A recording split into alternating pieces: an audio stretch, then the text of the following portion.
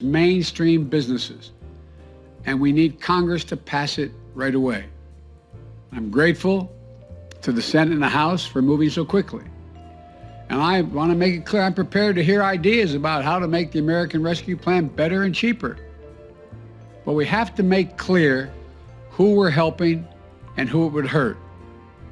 I always try to help people like Tim and Pilar and all the country's small businesses and families, the workers, the communities that depend on them to survive. In this video, we'll be discussing the latest stimulus check news and all of the news surrounding your unemployment benefits. But the big question is, when should you expect to receive a third stimulus check? Well, to find out, be sure to stay until the end of the video. Good afternoon. I just had an opportunity to catch up with two small business owners I met on the road in the last couple weeks, but both share the same message with me when I spoke to them on the road. And that was American small businesses are hurting badly, recover and grow. And it's my hope that as Democrats and Republicans who have backed the PPP program, that Democrats and Republicans will back the American Rescue Plan. The vast majority of the American people, more than 70% of the American people, including a majority of Republicans, want us to act based on all the polling data, act big and act quickly.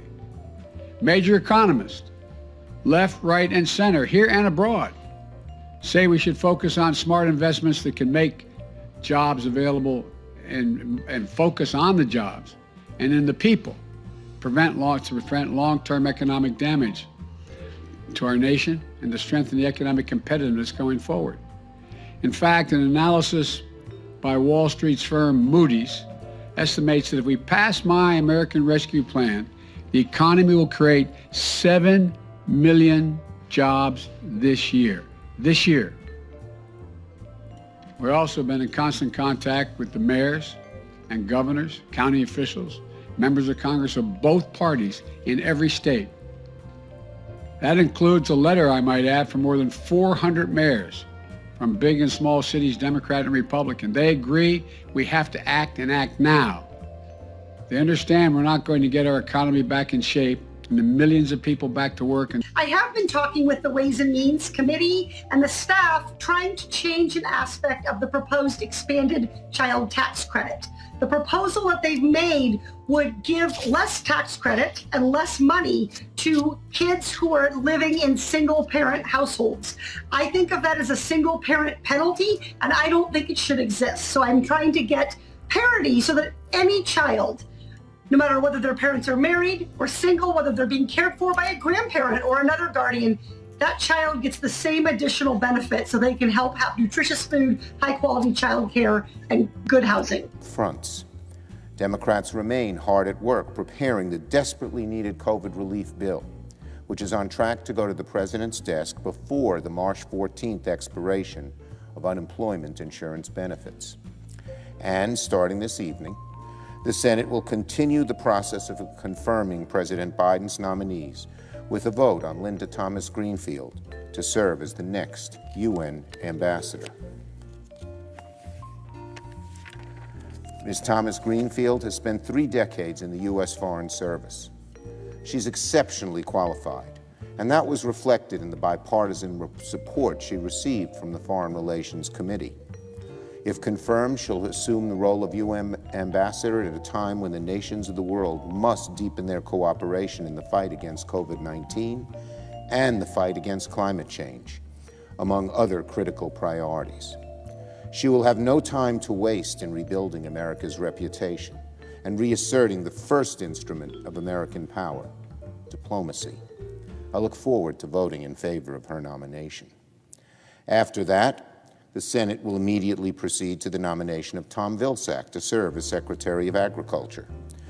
Mr. Vilsack is no stranger to the Senate confirmation process or to the Department of Agriculture, having served as its secretary under President Obama. Now, for all of you Californians, California lawmakers have approved the $600 stimulus payments for 5.7 million people. The lawmakers in California on Monday cleared the way for 5.7 million people to get at least $600 in one-time payments. Governor Gavin Newsom said he will sign the bill into law on Tuesday. Fewer people will get these payments as compared to the federal relief checks Congress approved last year. But state lawmakers are aiming the money to reach the pockets of people who were left out of those previous checks. People who are eligible for the money should get it between 45 days and 60 days after receiving their state tax refunds. The payments are part of a broader aid package the state legislature approved Monday, worth $7.6 billion. It includes more than $2 billion in grants for small businesses, waives about $25.6 million worth of business fees for struggling restaurants, and provides $30 million in aid for food banks. Others eligible for the checks include people who earn a maximum of $75,000 per year, after deductions, and use individual taxpayer identification number to file their income taxes.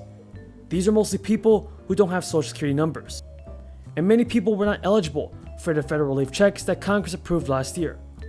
And because of that, the Democratic-controlled legislature wrote that bill in such a way that some of these people could get $1,200, not $600. Now, the final group eligible for the checks are people who already get help from state governments, from state programs targeting low-income families, the elderly, such as those on social security benefits, and SSI or SDI payments. If you're in any of these groups, you should get your money automatically. Last year, Newsom used his emergency authority to set aside $500 million for grants, up to $25,000 for small businesses impacted by the pandemic.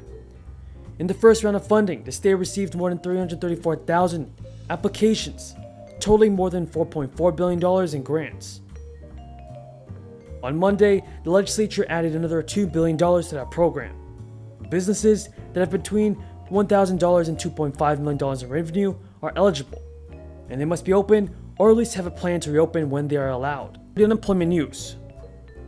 With tens of millions of Americans relying on unemployment benefits during the pandemic, many may face a tax bill or smaller refund this season if they have not withheld enough during the year. Unemployment benefits are taxable and have to be reported on your 2020 taxes, both on federal and some state returns. They are considered earned income and are taxed the same way. Now for the Social Security information. If you're one of the millions of Americans who receive Supplemental Security Income, or SSDI, a third stimulus payment would include you, along with millions of other Americans. Actually, within weeks, a check for up to $1,400 for you and your dependents could arrive. And if the government still owes you money from the first 2 weeks, take the time now to claim your missing stimulus money, even if you do not usually file taxes. And the Democrats, who are in control of the House and the Senate, are rushing to pass the bill by the end of the week. Thank you so much for watching, folks. Until next time, have a great day and stay safe.